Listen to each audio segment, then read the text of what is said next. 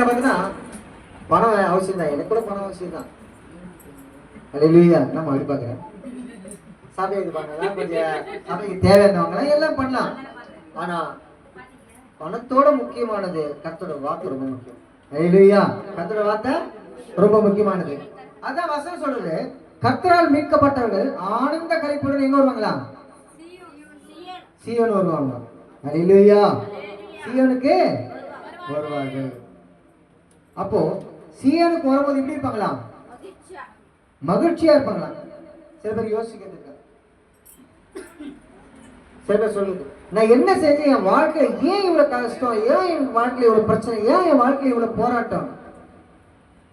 கர்த்தரை தெரிந்து கொள்கிறவர்கள் ஒரு நாள் என்ன ஆகாது. இப்போ ஆண்டு இடத்துல போறீங்க, இப்போ ஒரு பதில் எடுக்க போகும்போது எவ்வளவு பிரச்சனை இருக்குது? நிறைய பிரச்சனை இருக்கு. ஆனா நீ போய் எடுக்கும் போது உனக்கு எவ்வளவு சந்தோஷமா இருக்கும். அதே போல ஆண்டோட ஆசீர்வாதத்தை நீ பெற்றுக்கொள்ளணும். பலவிதமான பிரச்சனைகளும் போராட்டங்களும் என்ன பண்ணுமா, உன்னை பின்தொடர்ந்துட்டு இருக்கும். அதெல்லாம் மீறி நீ அங்க போயிட்டுனா கர்த்தர் நிச்சயமான ஒரு ஆசீர்வாதத்தை கர்த்தர் கொடுப்பார். அல்லேலூயா. கரங்களை தட்ட மாட்டீங்களா? மேலே வாசுங்க.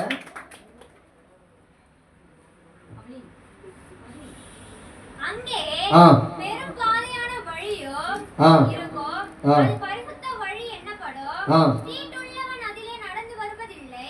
அந்த வழியில் நடக்கிறவர்கள் பேதையா இருந்தாலும் திசை கெட்டும் போவதில்லை. ஹல்லேலூயா.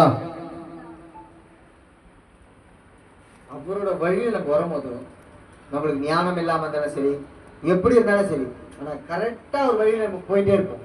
ஹல்லேலூயா. யாருன்னா இப்போ நான் கூட ஒரு வழி தெரியல, எனக்கு ஒரு இடம் போயிட்டேன், சுத்தமா வழி தெரியல, யாரை கட்டல, அப்படி போன்றேன் ஜோக் பண்றேன், அந்த எனக்கு வழி தெரியல. அப்ப கூகுள்லாம் கிடையாது, வழி தெரியல, அப்புறம் தான் ஜோக் பண்ணேன். அதுக்கப்புறம் ஏமா இப்ப இல்லம்மா ஃபர்ஸ்ட். அல்லேலூயா. எல்லா சூழ்நிலையும் கர்த்தர் என்ன பண்ணுவாராம், நம்மளுக்கு சரியான வழியை அவர் காட்டுவாராம். அல்லேலூயா. எத்தனை பேர் அதே மாதிரி நடந்துக்கிறேன்? யார் நடந்து ஒன்றும் நடந்து எங்க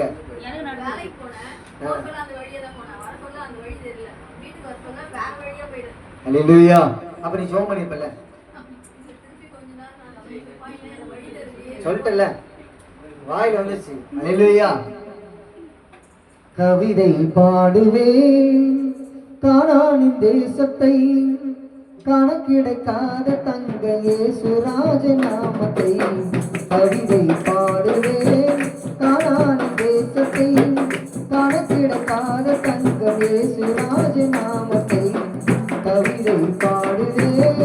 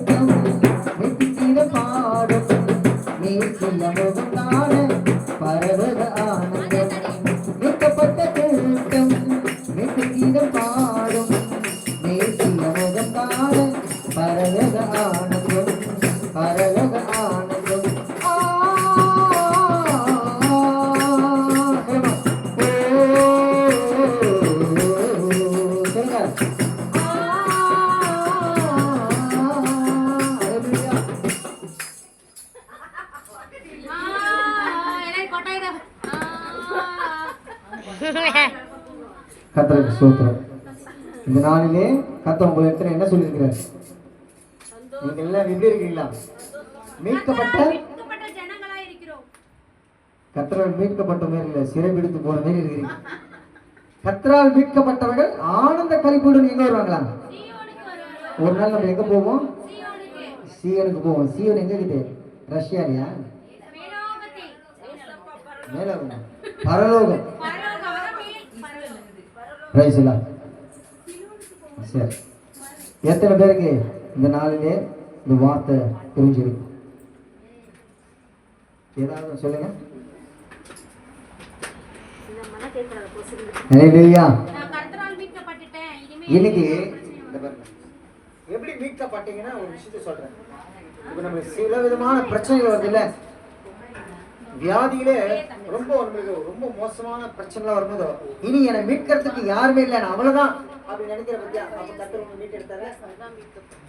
அதுதான் மீட்கப்பட்டது. நீ சந்தோஷமா இல்லாத ரொம்ப கவலையோட இருக்கும்போது கர்த்தர் உன் கவலையை நீக்கி உனக்கு ஒரு சந்தோஷத்தை கொடுத்தாரு பத்தியா, அதுதான் மீட்கப்பட்டது.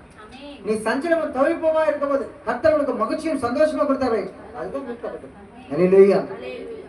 நான் எதுல மீட்கப்பட்டேன், யாருக்கு மீட்கப்பட்டேன், எப்படி நான் மீட்கப்பட்டேன், நீ இயேசுவால மீட்கப்பட்டிருக்கிறேன். ஹalleluya. அநேக சொல்லுவாங்க, அவள்தான் ஒண்ணுமே கிடையாது, அவள்தான் போயிடுவா, வேஸ்ட், அவ குடும்பமே நல்லா இருக்காது. சில பேர் நான் சொல்லிட்டேன், அவள் தான் என் நாக்குல நிறுத்தா, அவள் நாக்குல என்ன ஒண்ணு நாக்குல என்ன இருக்குது, நாக்குல நாக்குல 4-5 புள்ளி இருக்கும். ஒரு சொல்லுவோம் நாக்குல வச்சோம், அப்படியே ஒண்ணு வச்சோம். ஹalleluya.